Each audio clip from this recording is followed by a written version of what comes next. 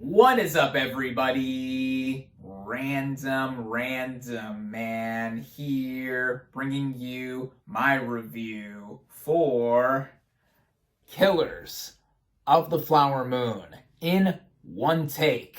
Like my previous video in which I reviewed Taylor Swift The Eras Tour. One, I'm doing this because I feel lazy to compile together a bunch of footage and do my regular shtick of editing together clips. And two, I just finished watching this movie a couple of hours ago, and while my mind is still fresh on it, I wanted to get my thoughts out there. So, this film is based on the 2017 book of the same name by David Grann, and this is an epic revisionist Western crime drama that centers on a series of Oklahoma murders in the Osage Nation during the 1920s committed after oil was discovered on tribal land. Now, going into this film, I was highly anticipating it. This was one of the films of 2023 that I was looking forward to seeing the most, and for two words and two words mainly: Martin Scorsese.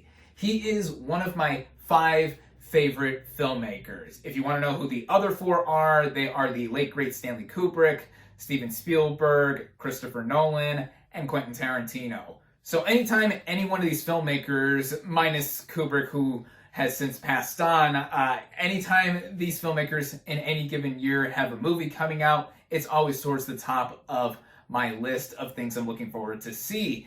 And Scorsese has had quite a layered history of films, legendary films, for decades now, and this is the first film he has done since The Irishman 4 years ago. And after I heard about what this movie was going to be centering on, given that I'm a history buff, and the cast that he got together, including the 3 leads I will soon mention, yeah, of course I was so game to see it. And it got a lot of buzz out of the Cannes Film Festival this year, where it premiered, and so much acclaim has been given to it. And now I have finally seen it in theaters, where it is only currently available. And starting out with the cast and their performances, we have Leonardo DiCaprio as Ernest Burkhart. Now, he is someone who, in this story, the real life story, is a World War I veteran, though he worked as a cook while overseas, who comes back to Oklahoma, where his uncle, William King Hale, is living, and he gets a job as a cab driver, as he did sustain an injury while overseas and he can't do heavy lifting. And this is a character, for DiCaprio specifically, one of the best actors of his generation, who is one of his more reviling characters, one of his more non-likable or evil characters, to put it lightly, just for certain actions that are done, also in connection with his character's uncle. And this is one of the more standout performances that I think DiCaprio has done recently. Also, given that he doesn't do that many movies since he won his Oscar for The Revenant several years ago, he's picking, choosing some various projects. He's been in a few movies since then, but he gives one of his more grueling and a lot more grimacing performances here. He has like a permanent frown, like this. that was such a bad impression or impersonation, but he has like a permanent frown, and he has an accent. He's doing something with his voice. I do love that money, sir. Like how he talks like that, and he really brings it in this film, as he always does usually. And yeah, especially towards the latter half of the movie, he shows why he is one of our most valuable players in terms of Hollywood. His uncle, William King Hale, played by Robert De Niro, is someone who gives another standout performance here. And first off, both actors, DiCaprio and De Niro, have collaborated with Scorsese multiple times, and I believe this is the first time that these two have worked with Scorsese together in one movie. And De Niro, a lot of us forget how much of a legend he is himself, having worked with Scorsese for decades now, and playing one of his more standout recent characters too, because he is someone who is a quiet mastermind of what he's doing here, and he is very sneaky. He doesn't have to project a lot to show how much menace he is projecting to what he does. This character, he is a prominent businessman and a leader in the Osage Nation, and is welcomed by the rest of the tribe. But there's a lot of things in him co-conspiring with his nephew, and all of these mysterious murders happening here that bring out a lot, not just with the character and how morally reprehensible he is, but also with how De Niro is as a performer. Now 80, I believe, he is showing that he is on top of his game here in doing what he does with a character like this. And another standout performer is our third most prominent lead, and that's Lily Gladstone as Molly Burkhart.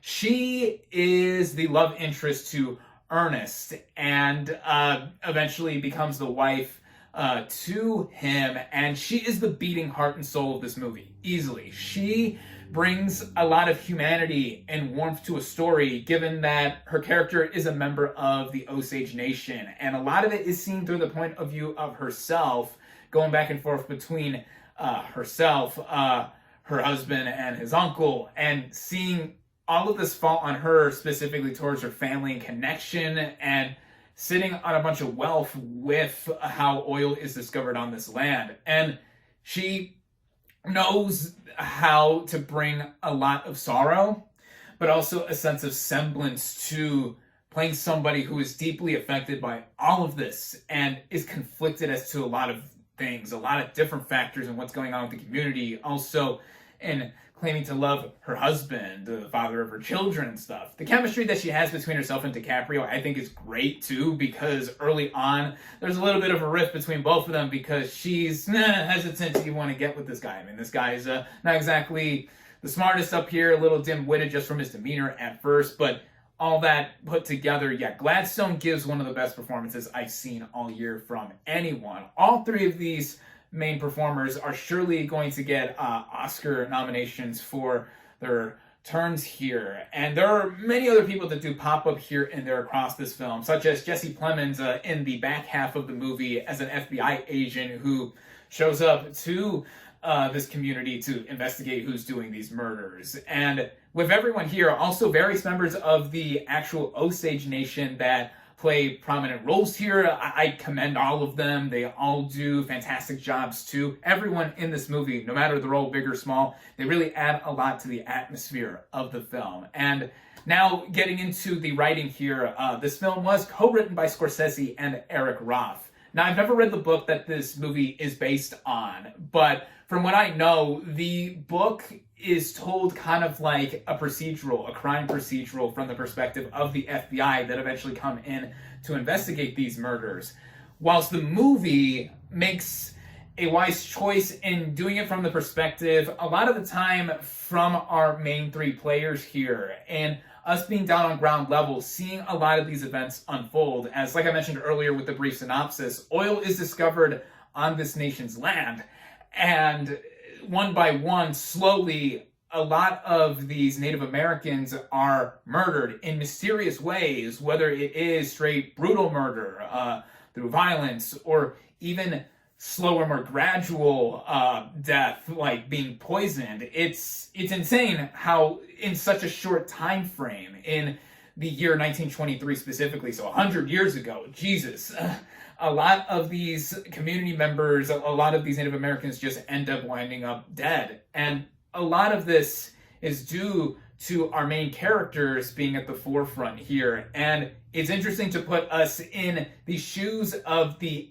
antagonists or villains to see how this is all playing out, just to give us a window into history. And that is what I love a lot about these real life stories being adapted into films, as what Scorsese and Roth do is frame all of this and have this be a film that really builds its slow burn to see how everything is coming together in such a short time frame, and gives us a lot of the brutal details as well, whether explicitly shown or just left sight unseen to have the impact be all the more greater. And speaking of impact as well, the directing by Scorsese himself. He to put it lightly, it's an understatement to say, he directs the crap out of this movie.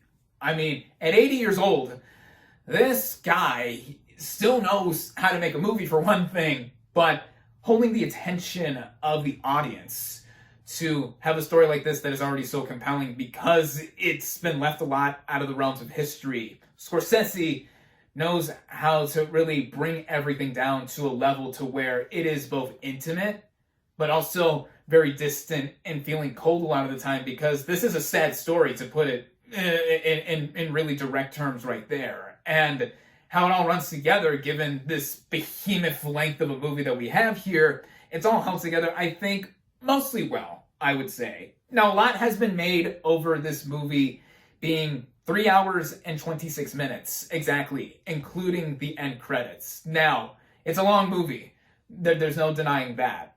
But I would say it mostly didn't matter, because what I was seeing throughout it, I was pretty gripped by and seeing how everything was unfolding. Now, of course, there's no getting around how this movie is lengthy. Seeing in a theater, I think it remedies or mediates a lot of that, because a movie's going to feel longer if you watch it at home, but if you're in the proper setting of a movie theater auditorium, it helps you get immersed more with what is happening. Now, I'm only thinking this now in that, will I think this movie was necessarily needing to be of this length?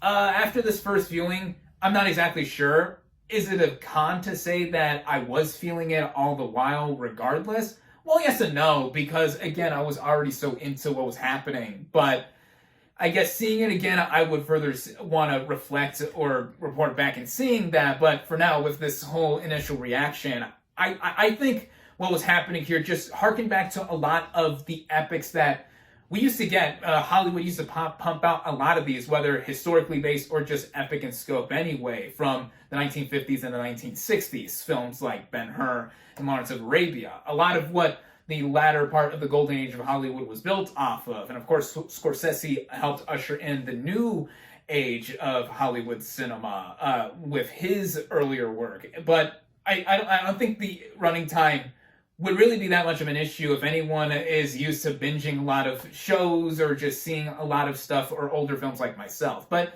yeah, I would say it's that. It's hard to say if it's a flaw for sure or not, but what we have here, just as a gargantuan meal of a movie anyway, it really brings it all together in connection with what I've mentioned in the writing, directing, the performances, and all the technical merits.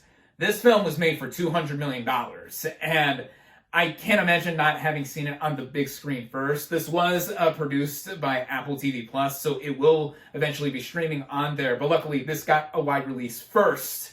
And seeing all of that put on display with how sweeping, supremely sweeping of a picture this is, it's all there. Whether we're talking about the cinematography done by Rodrigo Prieto, orale, Mexicano, sorry. I always do that, but I always say I'm not gonna, but yeah. He has had quite a year so far, with also having done the cinematography for Barbie earlier this year, the biggest film of the year. And between either one of these films, he's going to get another Oscar nomination for his camera work here. A lot of wide shots, a lot of beautiful crisp planes that we see, even in darker moments, more close-ups, anything like that. This is just well photographed altogether. The way it is cut, again, in connection to how this movie's paced and the running time together, a lot of that is helped out by Thelma Schoonmaker, a frequent collaborator of Scorsese, really showing off how there's always something happening, even in slower moments, where we see a lot of the characters either early on in the initial hour or so, by my count, a lot of information and a lot of background given with who these people are and the history of this part of history, or just seeing everything else play out, all of these horrific acts being put out there, being done, and then the final hour playing out more like a typical crime drama or a procedural.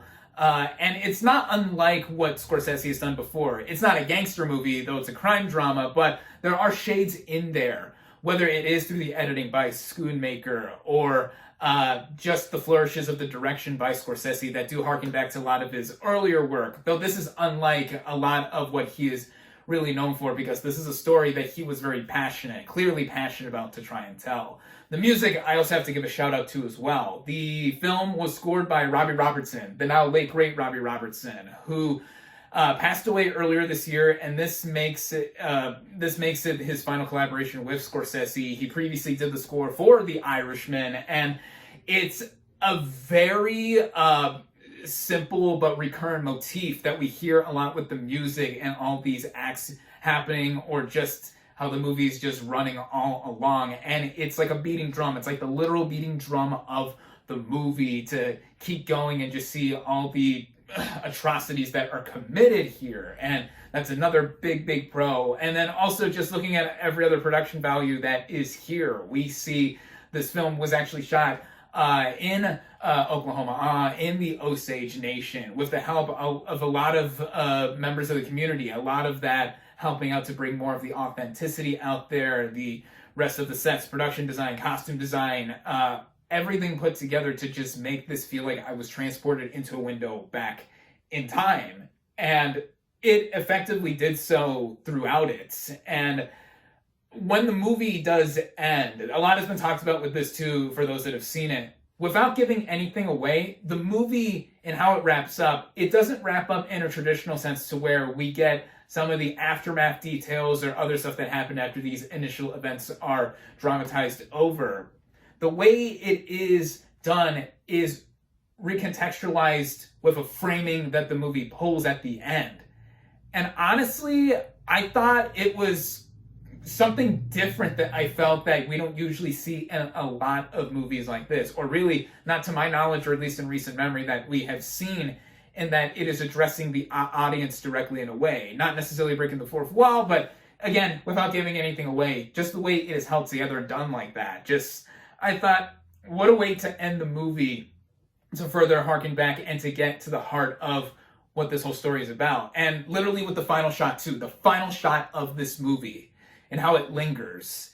It is the most powerful final shot I've seen of any movie this year so far. And it left me with a lot to think about. Clearly, as I'm rambling on with this review, I mean, I'm about 17 and a half minutes here talking about this movie so far, and it's a lot to take in, as I am implying here as well. There's a lot of stuff I haven't mentioned too, but with how it comes together and what Scorsese has done, Scorsese and company have made a movie that is equal parts patient given how it runs together, tragic because of all that is happening on screen with all these characters, whether they are outright good or evil, and essential because of this part of history that has now been brought to the forefront, first as this novel, now adapted into a movie, getting wider acknowledgement and awareness as to how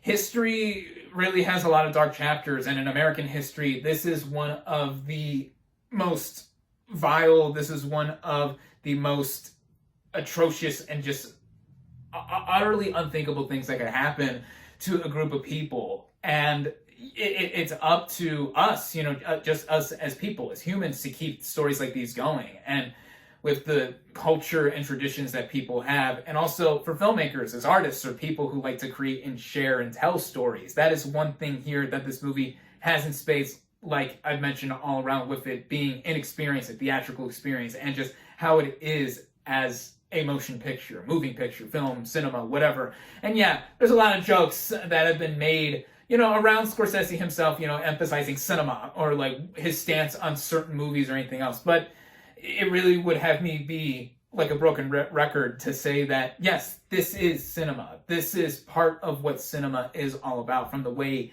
it is made. Similar to my favorite movie of the year thus far, Oppenheimer by Christopher Nolan. And with that, I would still say that movie I've seen 3 times in the theater, and it felt like a 2-hour movie encompassed in a 3-hour movie. Plus, it's different from Killers of the Flower Moon in that it's more flashy of a film, the way it is cut together, the way it is told out of order and stuff, and just what that story is all about too, inherently more exciting with it all about war. But with Killers of the Flower Moon and what Scorsese has done also to differentiate himself from the rest of his filmography, it really is of similar comparison regardless, and seeing what he has done here. And by default, if you couldn't already tell, yeah, I loved Killers of the Flower Moon. This is one of my favorite movies of the year thus far, and easily a huge contender going into the end of this year, into awards season, for a lot of the big awards, including up to the Academy Awards themselves. I predict this will get double-digit nominations like Oppenheimer, and I implore people to go see this in the theater. It's eventually, of course, gonna be on Apple TV+, but again, you would be done better to see this in a theater and just encompass and really experience everything that goes with a story like this. And having one of the best filmmakers, not just of his generation, but ever, Scorsese, one of the great American filmmakers, still be at the top of his game, into his now decades-long career, it just shows how much of a talent and just an all-around icon to be able to do this with icons in this film like DiCaprio, De Niro, Gladstone, etc. Everyone, even the behind-the-scenes crew, all of that come together. So, yeah, those are my thoughts on Killers of the Flower Moon. And now for the final verdict. The final verdict. I guess before I mention that too, I want to say this is one of my favorite Scorsese movies, despite me loving it. My favorite movie that he has done this century thus far. It's going to surprise some people for those that don't know. It would be 2011's Hugo, actually. It's one of the most unique and different movies he has done altogether. And, that's a lovely love letter to cinema. And if that was someone's first Scorsese movie outside of his more famous gangster movies, that would be so cool for someone who was half my age discovering that movie for the first time to see, like, wow, this is what movies are all about. Movie magic, all of that. So that's my favorite movie of his. And I would say I like this more than The Irishman, again, upon this first viewing, and maybe comparing some other movies. Again, he has made so many movies by now. But final verdict now. I'm going to go big on this one. I'm going to say that I will give it 4.5 out of 5 stars. Again, I loved Killers of the Flower Moon. I highly recommend it. One of my favorite movies of 2023. So, thank you all, as always, for watching. Be sure to like this video, comment on what you thought of Killers of the Flower Moon, social media links in the description, subscribe to my channel for more, and I'll catch you on the next movie review.